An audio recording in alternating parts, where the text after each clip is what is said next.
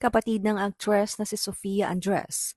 Usap-usapan online dahil sa ginawa nito para kay Rene Baterbonia at sa pamilya nito. Usap-usapan nga hanggang ngayon online ang kapatid ng aktres na si Sofia Andres na si Ian Alejandre Andres, marketing professional ng isang sikat na auto brand sa bansa. Sa kanyang social media account, ibinahagi ni Ian ang kanyang layunin para kay Rene Baterbonia at sa pamilya nito. Ayon sa caption ni Ian, "We are not done yet, buddy. You may not be here with us anymore, but we will continue the fight for you. My releases this month will contain proceeds to Bobet and his family. I hope you can help us raise funds for Reneclert Baterbonia's family so we can obtain the justice that our young pride deserves. I hope you can let me know of anyone who's interested to help, or may you share this message to them. May the Lord bless our cause. Rest in paradise, buddy. We'll be in charge for you down here. Hashtag Justice for Bobet." Bilang isang ang marketing professional ng naturang auto brand, akala ng mga netizens ay binigyan ni Ian ng sasakyan ang pamilya Baterbonia.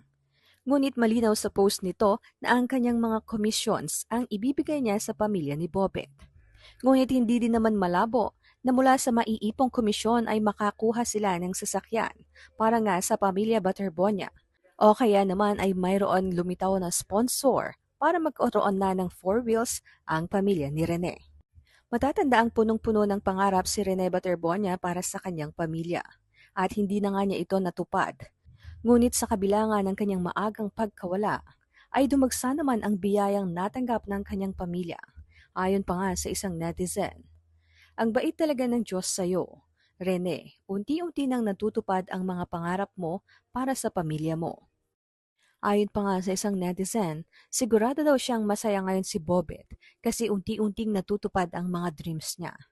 Tama nga naman ang sabi niya, "Ma, huwag kang mag-alala sa June provided na ang lahat. Planado, di ba? Or nagkataon lang. May condominium na sila sa Davao.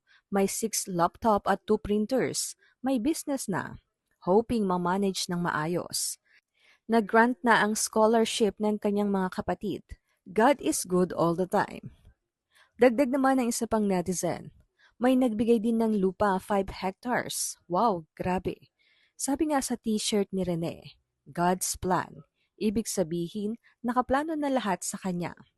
Pero buhay niya ang kapalit. Para siyang anghel na pinahiram lang at papawiin rin pagdating ng panahon.